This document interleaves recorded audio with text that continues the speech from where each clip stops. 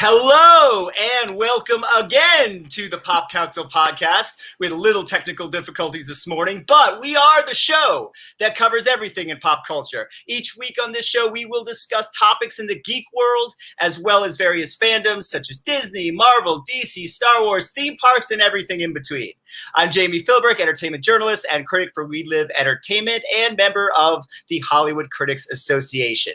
Today, we have a great show for you. We will be discussing the Ghostbusters Afterlife clip, Phoebe Waller-Bridge joining Indiana Jones 5, Lucy Liu joining the cast of Shazam! Fury of the Gods, Marvel's Avengers campus at Disneyland, and of course, spoilers for Falcon and the Winter Soldier Episode 4. As always, I'm joined by my co-host, Wendy Lee Szany. Hi, Wendy. How are you?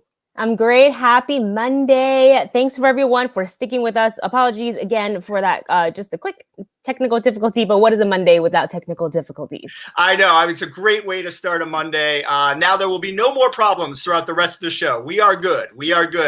Now. And I would like to introduce a very special guest that we have with us this week, the newest member of the Hollywood Critics Association, Yay! Derek Sante. Hey, Derek. Hi. How are you doing? Good, man. How are you doing? I'm doing good, but how can you guys see me? I'm wearing my Avengers incognito. I'm wearing the black hat. I mean, you should be able to see me, right?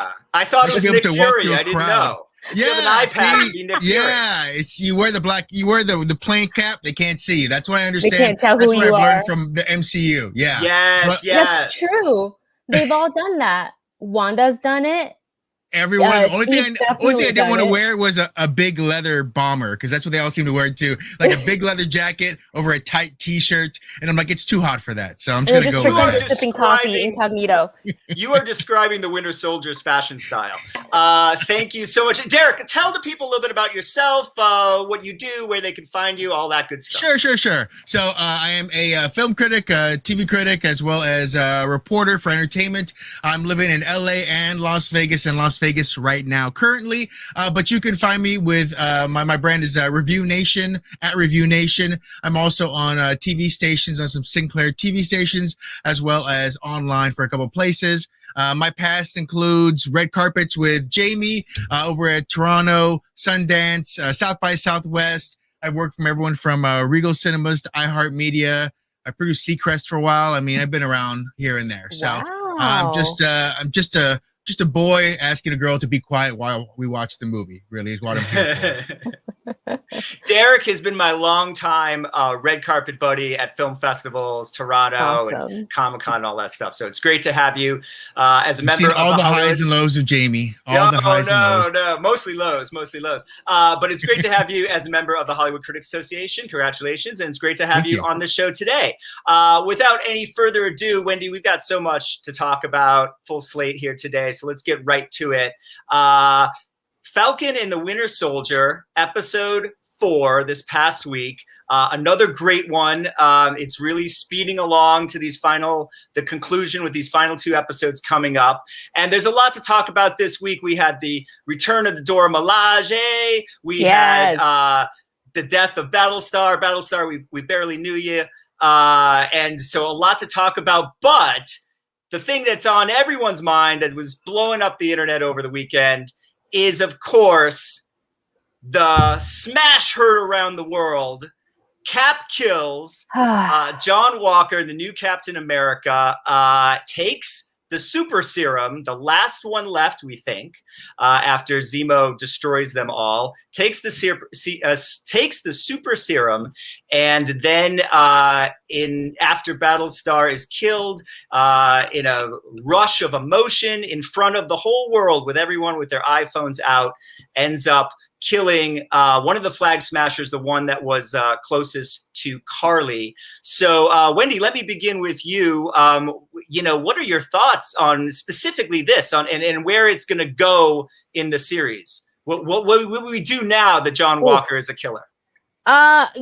First of all, shocked that we got to see something as dark as this on not just the Marvel themed show, right? Because I feel like we've dealt with some pretty dark subjects in the films, but a show on Disney Plus, as he lifted his shield over that, I was like, are we gonna see this? And we definitely saw it, and especially with that imagery of the shield covered in blood. So my mind was literally going, I'm sure you guys were too, a mile a minute of how could he have done this? Steve wouldn't have done this. He just murdered a man, and look at everybody's capturing on their camera phones. It's going to go viral. Obviously, it's going to go viral. It's going to be like, if like trending on Twitter or whatever social media that they use in the show. And then the other part of my brain sort of went to, his best friend just got killed. And this is the buddy that they've been through thick and thin, as it seems. And Lamar had always kind of been, that voice of reason for John Walker, I think, kind of keeping him grounded. So John Walker just lost that. Combine that with feeling really terrible after his fight with the Dora Milaje. And then they kind of been teeing up the whole, like, he kind of sits down really defeated, not having gone hand to hand with the Dora Milaje prior to that day, going, they weren't even super soldiers. Right. So there's, the ego's bruised. And on top of that, and what the serum does to you as you take it, understandable. Like, as soon as he ran after, I was like, if he catches one of them is dead for sure. But it doesn't take away from the shock value of seeing that. And then sort of talking about the consequences for next week's episode. Again, it can go many ways, right? He can either voluntarily give up the shield and say, you know what, I'm not worthy. You guys take it. The government takes it away from him, or it's forcibly taken away from him by Sam and Bucky, who are right there. I feel like they're all going to go back. He's going to have to go to court. And, it's going to be like John Walker versus the people or something like that. And I think we're basically seeing, long story short, because I want to hear you guys' thought too, we're seeing the birth of U.S. agent here. Absolutely. Yeah. Yeah, absolutely. I think you're totally right. I think people who follow the comics and know the characters, it's not a complete shock that they went there. Although I was a little shocked at how, obviously it's PG-13, it's Disney Plus, but they were able to, it's pretty horrific. It's pretty shocking when it happens. And also it was interesting that they did kind of layer throughout the whole episode this idea of, should he take the serum or not, right? So you had Zemo Falcon asking Sam, would he do it? And Sam says, no, absolutely not. And when John asked Battlestar, he's like, yeah, of course I'd take it. So I thought that was interesting, kind of laying that in there. But Derek, what were your thoughts on Cap kills? I got to say, first and foremost, that I kind of saw this was going to come a little bit too. I don't know why. Ever since he stepped out and the way they've been playing him, I always knew there was going to be a dark vein with him. Also, we've seen some trailers with the Falcon throwing around a shield, so we kind of see an end result probably already. We already know what's going to be out there in the future. So there was going to be a small run. I actually did have a chance to talk to Wyatt himself.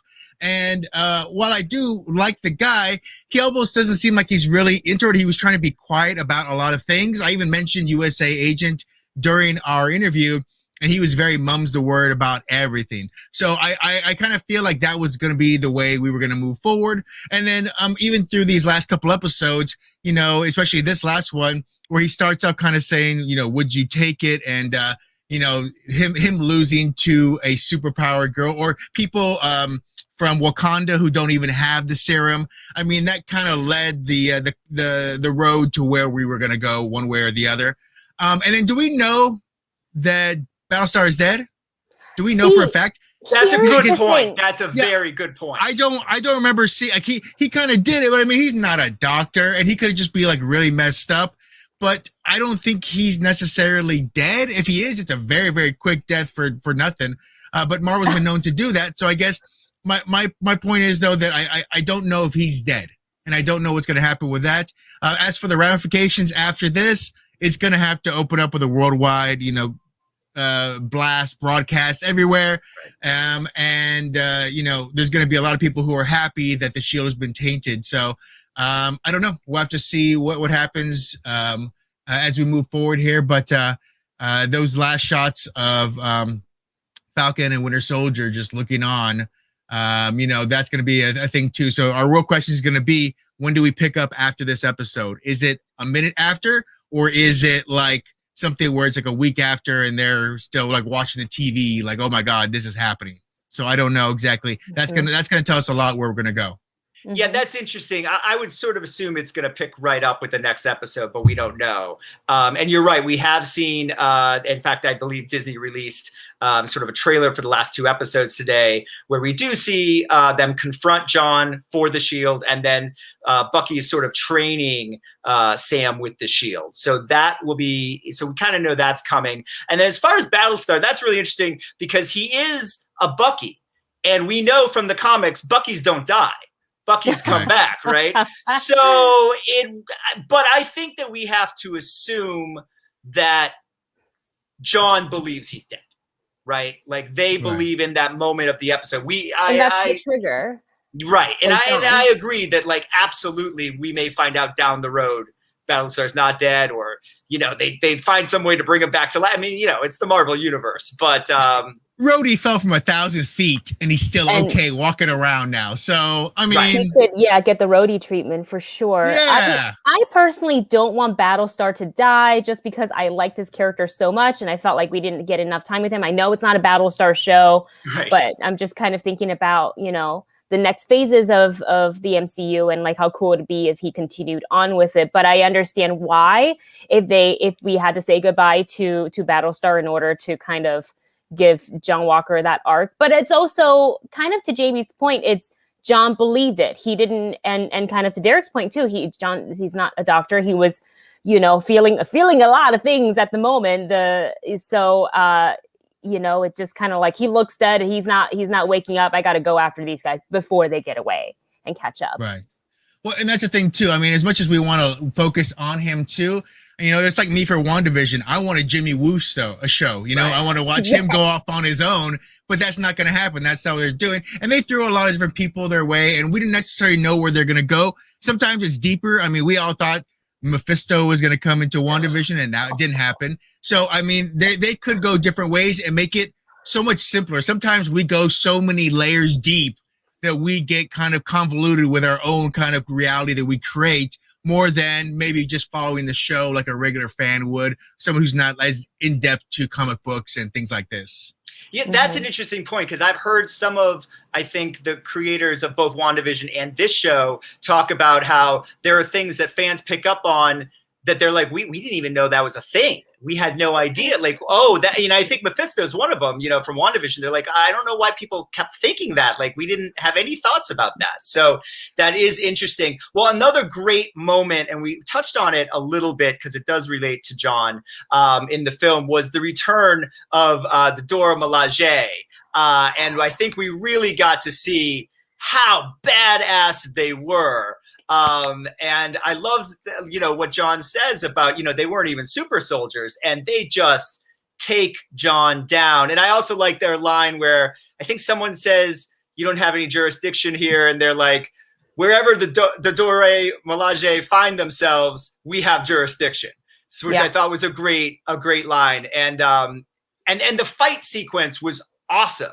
So let me just ask you, Wendy, what did you think about that sequence? I expected nothing less from the Dora Milaje. I feel like whenever they show up in film, if you haven't already learned, not just from Black Panther, but when was a Civil War when we first saw Io, when she talked to Black Widow? Yes. Yeah. Yes. Move or you be moved. It's kind of, you know, when they show up, even if you haven't done anything wrong, just apologize and you'll be fine, because they're here to handle business. And kind of what Io said about her, you know, jurisdiction. They're here for Zemo. It didn't matter if there was some sort of like history that Bucky spent time with them in Wakanda, that they built this arm for him, that they freed his mind. It didn't matter. And the fight scene, what I like about the way they fight is that they move as a unit. They can fight individually, but it's that teamwork, and they're always watching each other's backs. And that's what makes them, I think, really, really effective. And they're so highly trained, and they kind of have, you know, they have a poker face when they fight. And I feel like sometimes in fights, your face can give a lot of tell, you know, to the enemy, how you're feeling if you are hurt. And I think the Dora Milaje in training, and I don't know this is just kind of me as a viewer spitballing, but they're very stoic in as they fight. So their emotions not showing on their faces. So you can't tell. And that gives you a little bit of an intimidation factor, I think, when you're fighting. So that scene is everything I hope for, especially when she disarmed Bucky's arm. Is like, hey, you know what? You dropped this. And I was like, oh, she did that. And just even he was shocked. He was like, you can't do that. You right. can't do that. It was awesome. Yeah, Derek, go ahead. I was going to say, the one thing the Black Panther really showed us was how they all work together, and they are a team. Even when they're out and about, it's always some kind of like a grouping together. And then, being made into warriors from a young age and how their whole world works. We didn't even get into the fact that, of course, his shield is vibranium and their weapons are vibranium as well. So there's probably a good reason in there. And I mean, how can you not love a whole society that can make a cardigan into an unbreakable shield? I mean, if they just like push a button. So, I mean, that's rad. And so from there on, I was 100% on board with them coming into it. And then, of course, to kind of reiterate the White Wolf as well with Winter Soldier, trying to kind of remind him of who he is too, which gives us some fun little flashbacks and gives Sebastian Stan some extra time with his long wig and some wavy hair to throw around too. So.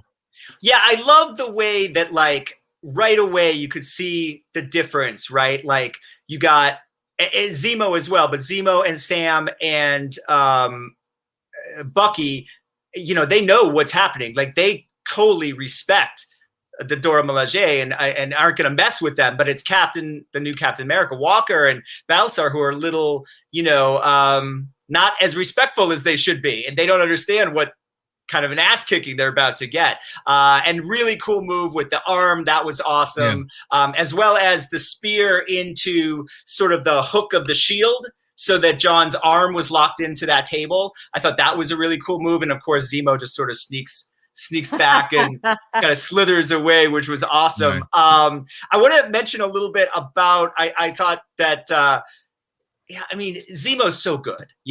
Daniel Bruhl is so good in this part. And I feel like he was great in Civil War, but we really didn't get to see him have fun with the character the way he is here. And I wanted to kind of throw it to you guys, Wendy, first, about sort of like, I love the thing with the little girl and the candy and don't trust these guys and all. I mean, like, Zemo's awesome. Daniel Bruhl is awesome. What do you think, Wendy? I mean, I'm also loving that 1 hour Zemo cut that they released of him just dancing. Oh, yes. Now that was a big sensation last week as well. Explain that for anyone who hasn't seen it, Wendy. So basically we saw Zemo in episode 3 getting it down at Sharon Carter's little art dealer fancy party. And he's kind of, he's been sitting in prison for a while. So why not let loose while they're in Madripoor and have himself a little dance. And in an interview, I guess he talked about the shot was much longer because, there's many things for the camera to pick up in this one location. So he's like, I'll just dance and dance and dance. And he said that he was Daniel Bruhl even said he was surprised that this even made it into the cut. He was just having fun. So fans loved it. And they're like, we want more. And then I don't know who was the original poster who kind of said, hashtag release the Zemo cut. Right. But it started trending and Marvel was like, I will. It's almost like they knew because they whipped that up real quick. Like props to the team, but they're just like, and release. And there it was. I only watched like a few minutes of it, but I thought it was hilarious. Yeah, Daniel Bruhl is definitely having fun as Zemo. I didn't think I would like him, the character, as much as I do. And I kind of struggle with that. I was like, but am I cheering for the villain? Yes, I am. I think he's really cool. I love watching him being a few steps ahead of everybody because of how brilliant his mind is. I would love for him to put that mask on and see what happens as we come into the final episode. I feel like there is a bit of satisfactory for Zemo himself when he was stomping away at all those super soldier serums, knowing how he feels about that. So curious as to see where it's going to go because Zemo is on Zemo's team. He may be working with Bucky and he may be working with Sam and kind of saying the right things, but the end game is his own. So I'm very curious because every single episode, every time he says something, I'm like, I don't trust that. I don't trust that. You know, he giving Turkish delight to Sam and Bucky first. I was like, that's gonna come back later. Sure enough, he gives it to the kids. So there, I feel like I'm always a little sus of him, but I always like watching him to see his plans unfold. Yeah, he's great. He's great. And the other actor that I think really has gotten an opportunity to grow with the character in this series is Sebastian Stan, right? I mean, we got to see the Winter Soldier obviously in other films, but he was a villain for a while. And then, you know, we didn't see a lot of his sort of transformation in the Infinity War and Endgame. And, you know, Sebastian Stan is just cool. And I think he's brought a lot of coolness to Bucky that wasn't there in the comics. And Derek, what do you think about Sebastian Stan and Zemo and their performances in the series?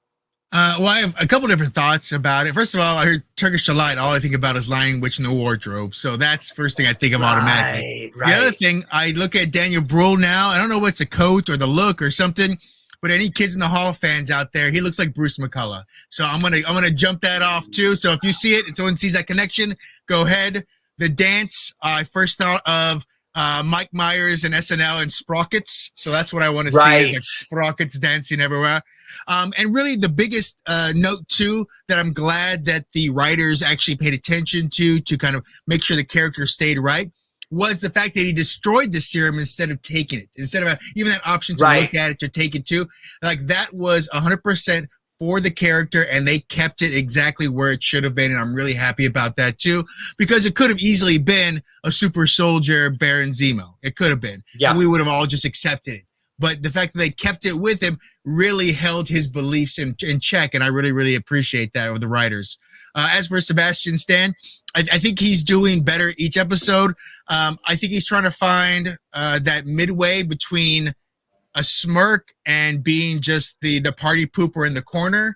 Like you don't, he's trying to be that guy who's, I've got issues, I'm emo, but at the same time, okay, well, we're doing them, gung ho, let's go. So he's going through all these different feelings. And so I think that's where we're kind of along the way with him as well. The whole arm thing is definitely something he's probably, you know, thrown off a little bit by, but I do think that as he connects more with Falcon and how they all work together, I think that you're going to start to see him kind of come out of his shell too. And then also, you know, as we roll out his history with Wakanda and everything else too, I think that's a way of Marvel kind of erasing that a little bit away and saying, okay, this happened, but now he can grow from it. He's got a therapist. I mean, he wants to talk about, you know, issues. Some he can remember and some he can't. And we'll go from there. Yeah, absolutely. I love a sprocket. Now we sprockets and we dance reference. That's amazing. That's amazing. We got that in there. So I mean, just in closing up, sort of talking about this episode, I'll open it up to both of you about where you kind of think or hope the series will go in these last two episodes. Wendy, what are your hopes and desires? I would love to see if we can get a definitive reveal of who the power broker is. I know the internet, some are speculating Sharon.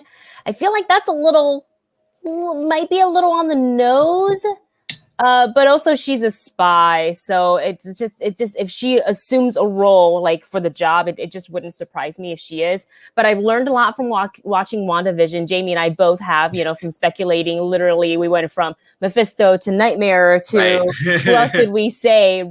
Reed Richards, you know. Yeah, Reed Richards, right. There's a lot of fantastic. Literally, literally everything. So I've learned, I think, from WandaVision. It's still fun to speculate, but not get so wrapped up in it. I think what I really would like to see when this season ends is for Sam to pick up the shield and to kind of officially, you know, take the mantle. That would be the ultimate. Like, I would love that as a final scene. Absolutely. I think that's the end game for sure. Yeah. Derek, what are your hopes? Well, I think the main thing is, like, looking at Sharon, I don't think she's going to be a power broker because they gave her that little extra. She's got a crew running together too, which feels like when she was talking to them, it felt like it was like CIA deep cover already when she was walking to the car and talking to them. So I feel that's the angle they're going to go with her. Like, there's just going to be something like she never really left America. She just went deep cover. and that's who she is, and then it's going to be part of S.H.I.E.L.D. still, or she's going to be something. I mean, S.H.I.E.L.D. never throws away something it can use later on, really. I mean, if you look at the way they've done stuff before. Power Broker, of course, is going to be the main villain. It's the same exact thing where we didn't get the chance to see. We didn't know Agnes until in WandaVision towards the end. And I feel it's the same exact thing here. So I think we're going to, this next one is going to be either about, taking the shield away from him, the repercussions, super soldier serum kind of stuff still. I mean, the Flag Smashers are really just kind of the middle story. They feel like the B story before we get to the A. They have a lot of stuff they want to do, but freedom is going to be something that's going to cost them a couple different ways already cost them in blood.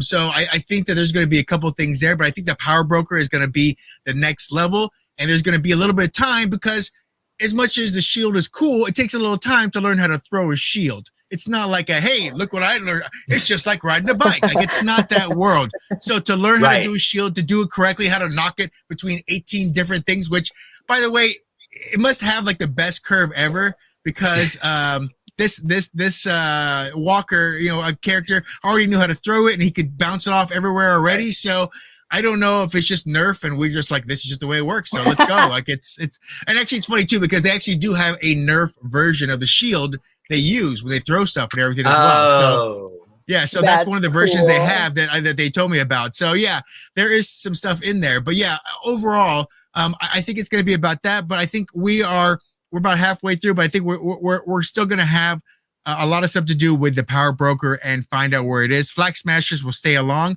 but I think they're going to take the B story after all this as well. It's just trying to figure out for me as we move forward, like how will the Falcon, accept this, and then how will he be seen or in their own MCU world of publicity? How will they make it the change? And those are going to be the questions in my mind right now as we move forward. Yeah, I agree with both of you, and especially on the Sharon Carter. I'm kind of torn because I did agree with you initially, Derek. Like I was like, oh, she's lying. She never left S.H.I.E.L.D. or SWORD or whatever that group is. She's still part of it. And then I also could see how very easily they could make her the Power Broker, and that would make a lot of sense. So I'm really in the middle on that one. We'll just have to wait and see which direction it goes in. But I agree with you about everything else. We know that Falcon's going to get the shield. Go ahead. But she did lead them to the person making the serum for the Power Broker, and the Power Broker is mad about their serum being gone and the scientist. So why would she lead them there if she was someone who was trying to contain that as well? Especially since she probably could have got some extra serums or saved some stuff before he got there. So I feel like that's a loop that either was open and they didn't think about it, or that's the break in the logic there. No, I 100% agree with you, and that's actually part of my reason why I start to think that she wouldn't be the Power Broker. But it could go either way, so we'll just have to wait and see. Moving on to some other topics. Last week we got our first sort of clip of a scene from Ghostbusters Afterlife. It featured Paul Rudd in a grocery store, and of course the marshmallows come alive, and we see mini Stay Puft Marshmallow Men, the scene actually reminded me a little bit of Army of Darkness, Sam Raimi's Army of Darkness, if you guys remember that. There's a scene where Bruce Campbell as Ash, little Ashes attack him. Oh my gosh. And there's a lot of comedy kind of coming out of that, and I could see that sort of happening in this. I mean, it's a nice homage. If you're going to take an homage from someone, from Sam Raimi, I mean, that's pretty good, Jason Reitman, so I have no problem with that. My fair lady. Yeah, I remember that part. Yeah, exactly. Yeah, you know, Derek. I knew Derek would know that scene. Oh, man. I guess I'll just open it up. And Wendy, why don't I start with you? What did you sort of think about this? Do we like it? Do we not like the direction that it's going in? What do you think about the overall film? I mean, look at the stuff behind me. I like everything cute. The Stay Puffs are absolutely adorable. And when I first saw it, the reaction was, oh my gosh, what did I just watch? Why wouldn't they save this for the movie? And then my final thought was merchandising. That's Yep. absolutely Gotta make it. the toys, gotta agree. sell the toys. I can see on the Baskin Robbins ice cream cartons with the big Ghostbusters Afterlife logo with tiny marshmallows inside your whatever ice cream it is. And I thought it was a fun little tie-in for Paul Rudd there, having him look at Baskin Robbins because they always finds out. And the tying with Ant-Man, I thought that was hilarious. But that trailer went from oh, it's cute, don't touch them. And it went real dark because these are little sadistic little marshmallow guys skewering themselves, making s'mores out of themselves. I think overall it's chaotic and it's fun and it celebrates a movie that is about to come out that if because of the pandemic and because the whole release schedule got so mixed up, I think just in case people kind of forgot that this movie was coming out, it's a nice little reminder and it's kind of going to be in conversation for the next little while. And I am going to be keeping my eyes on the market for mini Stay Puft Pops or whatever the heck they're going to sell me. I'm just going to buy it. Already know it. I agree 100% about the merchandising. That's the only reason this clip came out right now, or this particular clip. I mean, I think they would have put out some sort of clip from the movie to get people interested, but that's why this was chosen, and definitely could rival Baby Yoda in the plush department at Christmas time this coming year. So we'll see about that. Derek, what were your thoughts on the clip, on the release? Well, first of all, it shows me where your love is because you're not even calling him Grogu, you're calling him Baby Yoda. So right, not giving the respect, that's true. The respect Grogu deserves. And then really, I mean, the first thing I thought when I saw it, I was like, I was thinking like the Betty Crocker, like you push a little button, hoo-hoo, kind of thing when I saw the whole kind of feeling. But I am old enough to actually remember that they made special Stay Puft marshmallows with his little face on there for a long time anyways. And that part where they were making themselves s'mores on the grill kind of gave it a lot darker tone than I would have thought.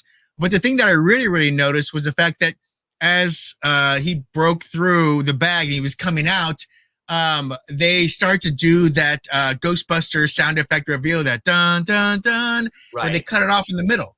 So I was kind of surprised that they didn't go through it. Overall, though, I feel like this is just Jason Reitman's way of kind of showing an homage to his father too, and showing some love and to the classic people out there as well.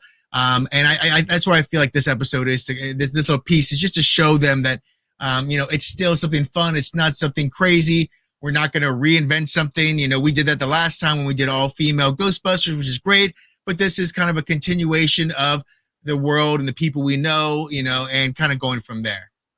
Yeah, I thought it was a nice, it sort of gives us an idea of what the tone of this film is going to be, like what they're going for. And while it's funny, obviously, there's a creepiness to this clip that is reminiscent of, say, the library scene in the first Ghostbusters, right? Mm-hmm. So, I think it's a good sort of calling card, if you will, for what Jason Reitman is planning to do with this film. I think we're still going to have to wait and see if, it pulls it off and, who the grandfather is. We know that he's going to be one of the original Ghostbusters, most likely Ramis, but, kind of get some more of those answers and how the original Ghostbusters actually tie into the film will be interesting. Wendy, I also noticed, as did the internet, the Baskin Robbins joke.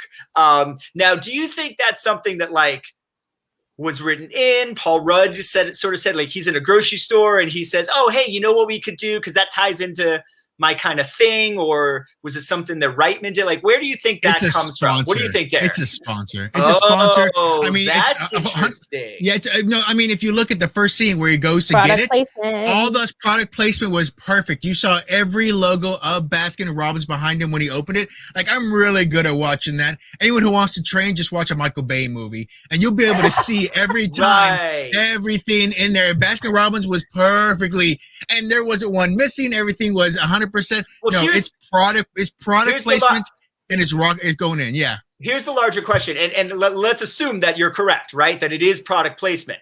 So does Sony say, oh, well, hey, Baskin Robbins, we got Paul Rudd, and he's already got this inside joke with you guys. Like, if it is product placement, how does it happen in 2 Paul Rudd movies? That's no coincidence, right? Yeah. Right. Oh, there's definitely conversation had about it for sure. Right. And they looked at about. Go ahead. Sorry. No. I think we're on the same page here. I think they could have easily gone like Haagen-Dazs, but it resonates with the audience more if it's Baskin Robbins. That's what I think, and because that's of Paul Rudd. Double advertisement for Baskin Robbins. Look at them. They're in the MCU and they're in the Ghostbusters universe. And I don't want to get into too much of inside baseball here, but the people who do sales for product placement, things like that, all the producers who are looking for money, they're a lot lazier than we think they are. So they look at previous movies and opportunities. Oh, they got a connection there. Oh, they got paid for Nike for their previous movie. Let's get Nike to pay again. So that's the way a lot of this stuff works. I mean, it can't always just be Battleship the movie where we have full sponsorship altogether. Sometimes they got to chase it out a little bit, or sometimes they'll just kind of look and see what's already in play and easy to go get that money for. Well, I mean, the Baskin Robbins, obviously it's something that follows Rudd around now, and obviously was something that we caught in the commercial. So let me ask, last question on Ghostbusters, we'll move on. Wendy, how large a role do you think the mini Stay Puffs will play in the movie? Yeah. Unless they some people are speculating, unless they all get melted and they like Terminator together into one big, Stay Puft. But the thing is, we've seen that in a previous film before. I would like for them to not spend too much time. Like, nostalgia is really, really great, but this is, we don't have to have all the pivotal scenes and iconic scenes from previous Ghostbuster movies in this one. I feel like I want this one shine on its own. So I feel like the kind of connection here is that Paul Rudd's character, I forget his name. I almost call him Scott, and I know it's not Scott in this film, I don't think. He's always Scott. He's always Scott. Forever now. It's not even Paul Rudd anymore. Is that he is a fan of the Ghostbusters.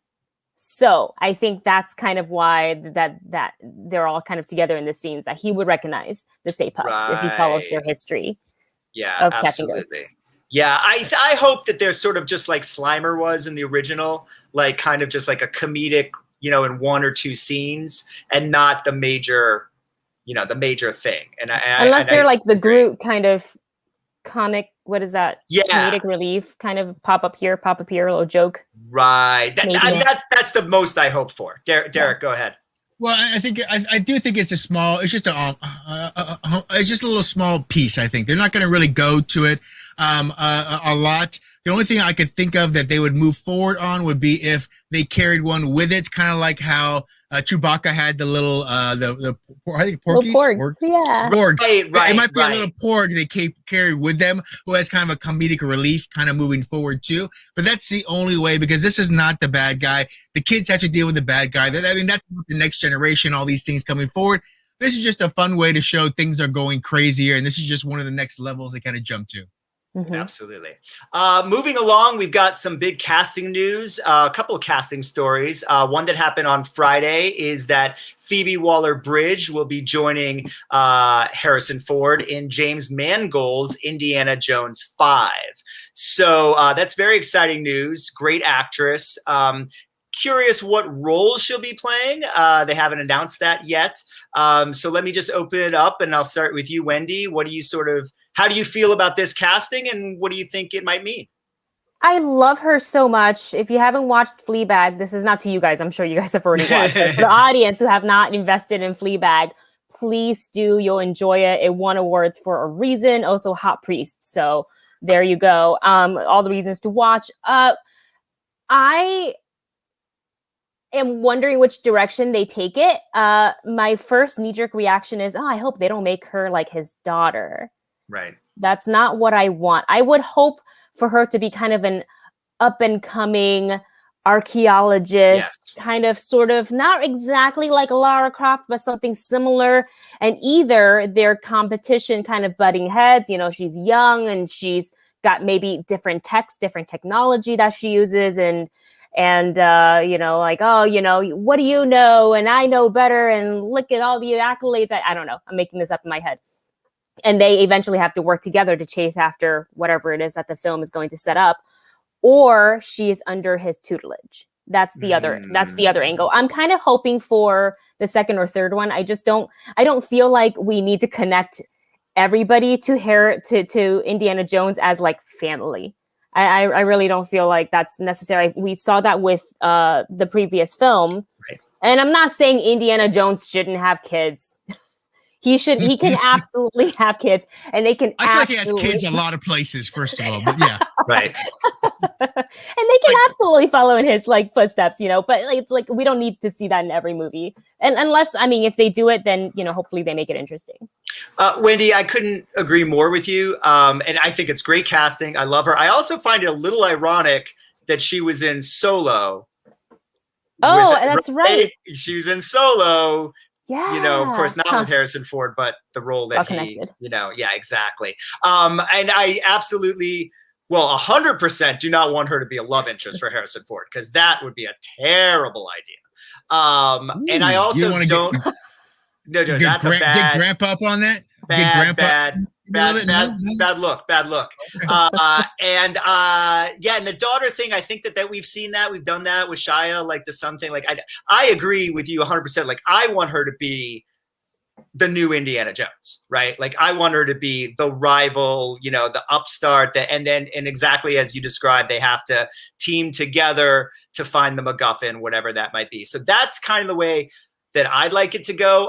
There's also a good possibility she could be the villain and kind of go the Cate Blanchett direction. Although I don't think they'd do that again after Cate Blanchett, but who knows? So I like the direction you're going in, Wendy. Derek, what are your thoughts? Well, first of all, I think we have to just be ready for what's to come. We did Aliens last time. We did a fridge surviving a nuclear blast.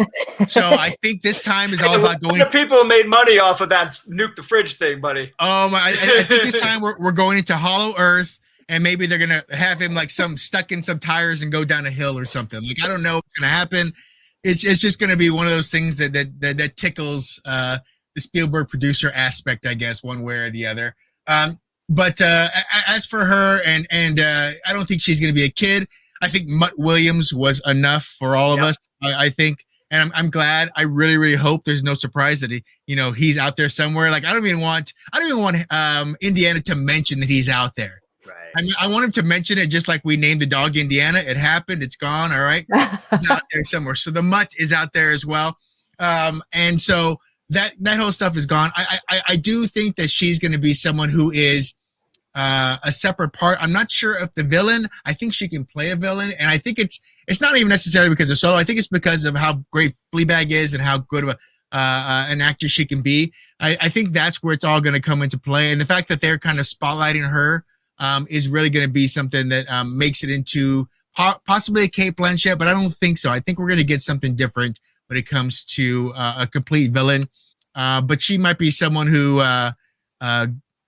I guess goes along with him in some way. I don't know. I don't even know if he's still teaching at this age. Is he too old? A tenure goes forever, right? So he might still be teaching, and she might be someone who brings him something as a past student or something like that. Oh, that's interesting. I see something like that happening, but I don't see necessarily her as the huge villain. Then again, I don't know if she can do can she do a German accent with a heavy on the Nazi side? Because we love that. I bet she could. That. Yeah, they do. Yeah. So if that's a possibility, maybe there, but outside of that, we'll have to see. Do we know yet what decade this is going to take place? The last one was sort of the early 50s, right? So maybe like mid 60s. Yeah, I think so. That's a really interesting time in America's history, and so it would be interesting. It'll be cool to find out what they are, what is sort of the thing, right? Like you said, we dealt with aliens, we dealt with the missing ark, we dealt with the cup. So yeah, Atlantis, maybe. I guess I don't know. Indy goes to outer space. I mean, what other options do we have? Well, and the thing is, he usually goes somewhere. We're gonna end up in like Asia or South America or somewhere else. It never happens like it's in the Simi Valley or something like that. That's not the way Harrison Ford works out too. And it's always way more worldly. And really, he can't even focus on the United States because National Treasure already did it. So you can't really come into play there. So unless they want to do a ripoff of National Treasure and find Ben Franklin's super powered eyeglasses or something. Yep. I don't know what's up. So, well, I mean, I love me some National Treasure, so I don't have a problem. I like National Treasure too. I love it. Some other interesting casting news actually just dropped this morning as we were going on the air. Lucy Liu has been cast as the villain, Calypso. She will be the sister of Helen Mirren's character in Shazam, Fury of the Gods. Great actress, great casting. Wendy, let me just dish it right to you. Lucy Liu is the villain. What do you think? I love her playing a villain. I feel like she can bring, comedy to a scene, and she can bring some pretty dark stuff to the scene. I don't feel like we get to see her play villain too much, right? Like Kill Bill for sure. Kill Bill, that's all I can think of. Yeah, same. But I'm very excited to see how she's going to approach this. I unfortunately don't know as much about Calypso as I would like to, so I'm just starting kind of my foray into all this right now. And there's like so much to dig into, so I'm kind of like, I think I'm going to give up. I'm overwhelmed already before I even deep dive in. That's what happens. Right. So I'm going to just try to remember just one comic at a time. So if you guys have any suggestions, let me know in the comment section below, and I'll come back and grab your suggestions later so I can go and check out those comics. But the team up is great. And why shouldn't we have Helen Mirren and Lucy Liu together in the same movie?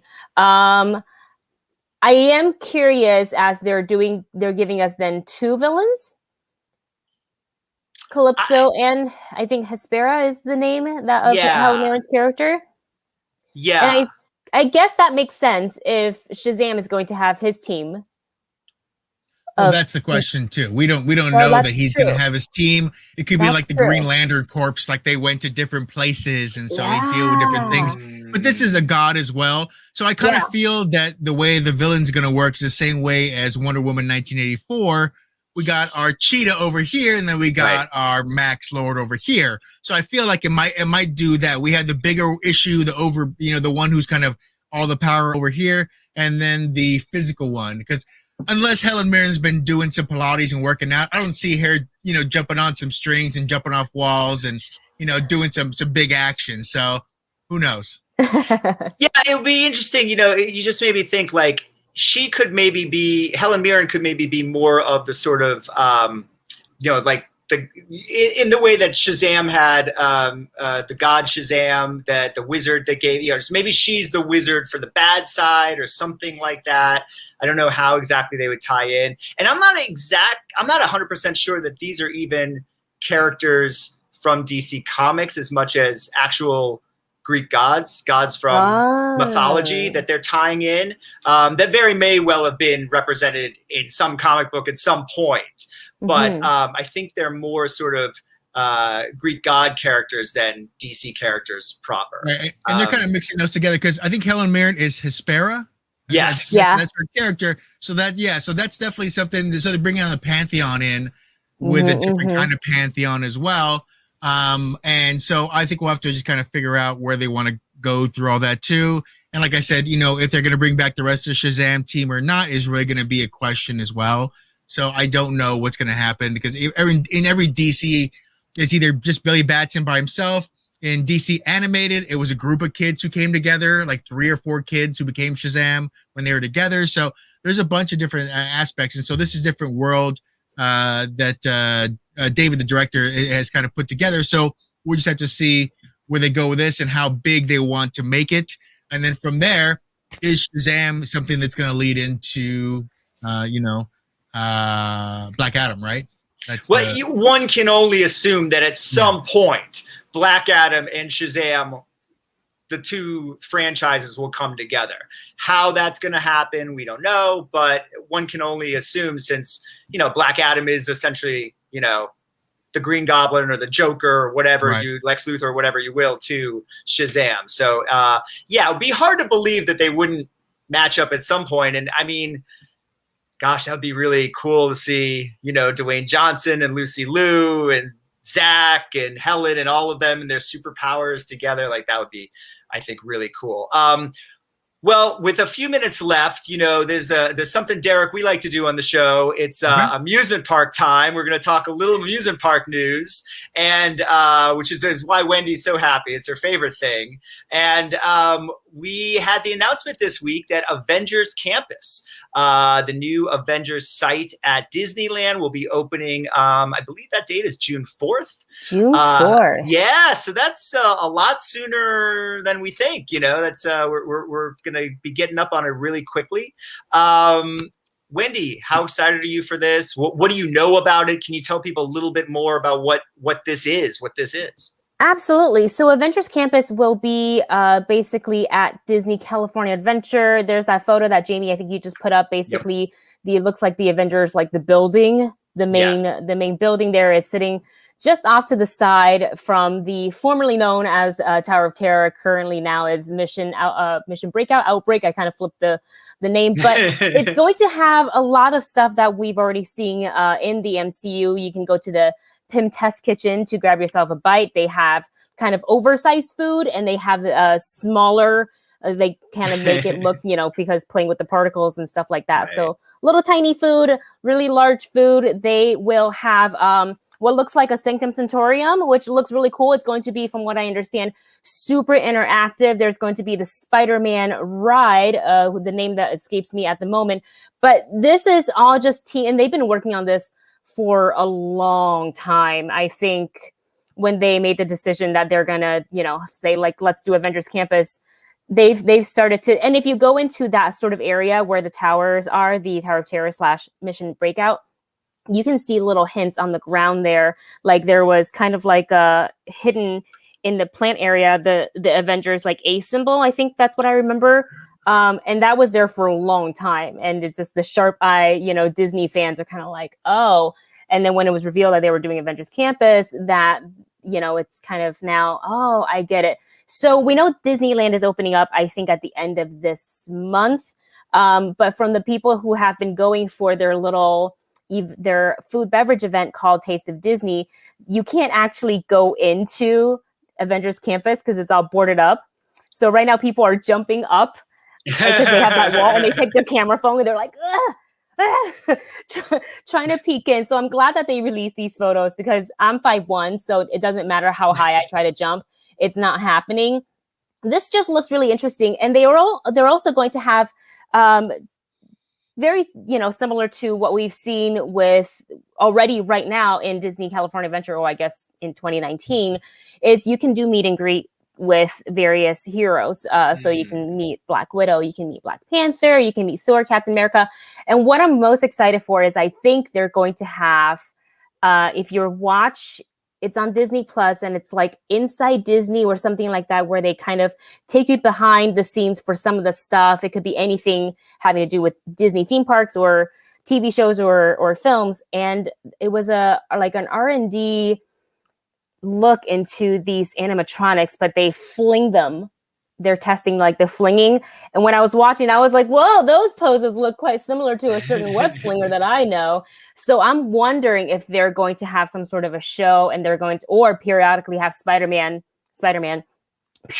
jump, through, because those poses look way too Spider-Man I was like, you can't fight me with that. On that, just straight up. Yeah. So I'm really excited for, the little kids who love the MCU, or maybe they may not even know the MCU yet, but this can be their introduction into it. And also for, fans of Disney, a new addition to the park. I think it's always fun as long as they do it right. And from the photos that I see, they're doing it right. And I have a battle bot, those spider bots? Yeah. I was gifted one. Someone sent one to me. I was like, oh my gosh. So I can't wait for everybody. Once everybody feels safe and ready, we're going to go and do probably still social distance, but a spider bot battle somewhere in Disney. It's happening. Yeah, I think this has been a long time in coming. Obviously with the Guardians, sort of repurposing the Tower of Terror to do that. And don't they have, is it Disneyland China that has the Ant-Man ride? There's Shanghai. The Avengers, they call it something else. But okay. Yes. I know there's something like an Ant-Man thing somewhere. And so I think for a lot of Marvel fans, they've sort of been waiting, like, when's Disneyland and Disney World going to really, adapt this stuff? And I was there a couple years ago, maybe a year before the pandemic, and it did seem like what you were talking about. I remember seeing, like, a Black Widow and a Hawkeye, and so they did have some costume people kind of walking around, and the Guardians, but I like the idea of just sort of blowing it up more because I'm more Marvel and Star Wars when it comes to Disney than anything else Disney. So when I go to the parks, I kind of want to see the Marvel and Star Wars stuff more than, Beauty and the Beast or whatever it might be. So this is exciting. Derek, what do you think? Is it something that you would want to check out when you're here in California or Florida? No, actually, I'm all about it. It's been some years since I've gone to. I went to an ABC party for awards. I want to say it was like December of 2018 or so, or 2019. And they gave me passes, like 4 passes to go park hopper. And I was like, oh, I'm going to do it. And then, of course, COVID hit and they went bad. Maybe I can still use them. I don't know. I'm sure they'll let you use it. Yeah. That was my dreams, to go back to Disneyland, because it's been a while since I've been there. And I love everything about it. I love the build-outs. I love the ingenuity, but also I love just, being a fan and part of all those worlds too. It's the same reason I go to Comic-Con, to have people, be in cosplay and be part of the worlds and kind of expand all that too. So I would love to go. It's something that I want to plan to go as well. Maybe as press, maybe as a regular person, whatever happens. But either way, it's definitely something I'm going to go to. And I think anyone who's a big fan wants to go. Disneyland people are frothing at the mouth to get back in there. There's people who picked up their mail there on a regular basis. I have people who live in Las Vegas who used to go there once a week almost, because they had regular passes. Right. And they used to go all the time. And so if you're one of those people, that once it opens, you need to be back there. And there's people who've been on waiting lists already. So I think that this is just going to be another great addition. The real question is going to be like how, California, capacity, safety, all these other things that are coming into play. And then beyond that is just what utensil can we steal from the Pym test kitchen now, right? Because we still the Millennium Falcon.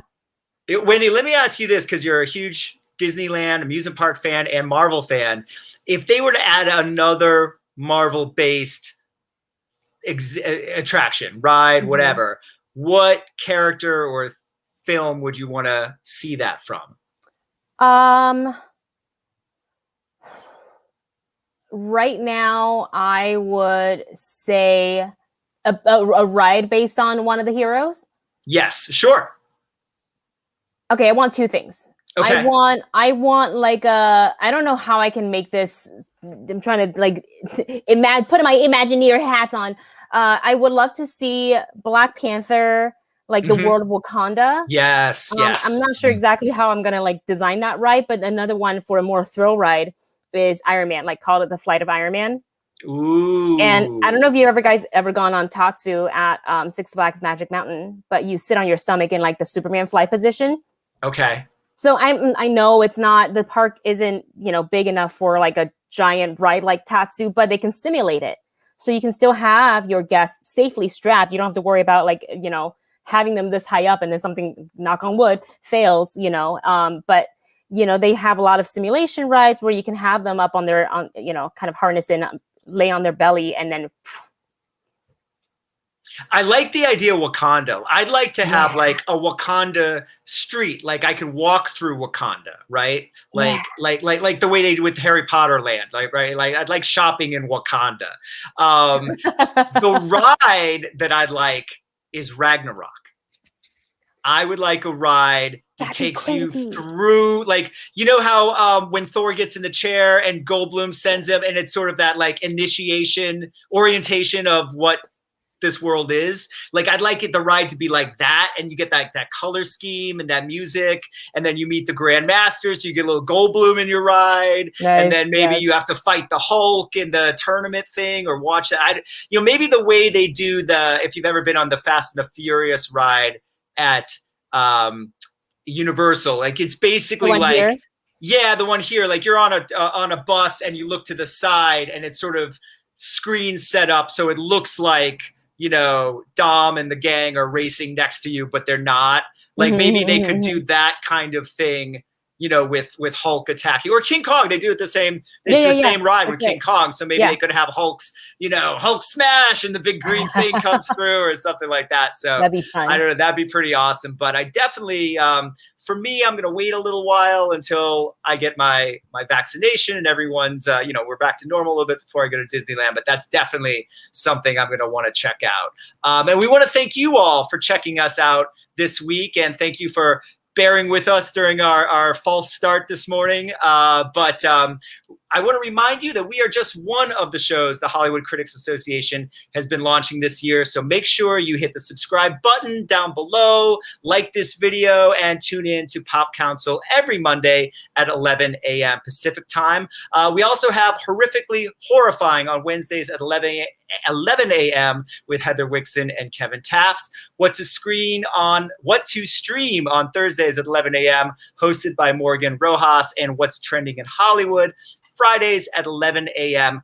hosted by Scott Menzel. I would like to thank our special guest, Derek Sante, for joining us today. Thank you, Derek. Thank you. Let everyone know where they can check you out. You can check me out on, let's just call it at Review Nation or at Derek Sante. I got a couple there. ReviewNation.net is the website. And then, of course, Review Nation on YouTube is where I post a lot of the videos, too. But then you can find me doing a lot of stuff on TV as well as radio as well. So beyond that, I'm just a guy kind of creating a bunch of nerdy content. Hopefully you'll see me at Comic-Cons sooner than later on the red carpets. And then outside of that, I hope to be with the rest of all of you back in movie theaters soon.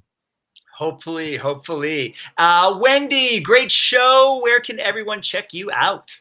Thanks, Jami. You can find me everywhere on Twitter, on Instagram, at Wendy Lee Szany, or on my YouTube channel, The Movie Couple. Just search that in the YouTube search bar, and you will find our 50 million videos.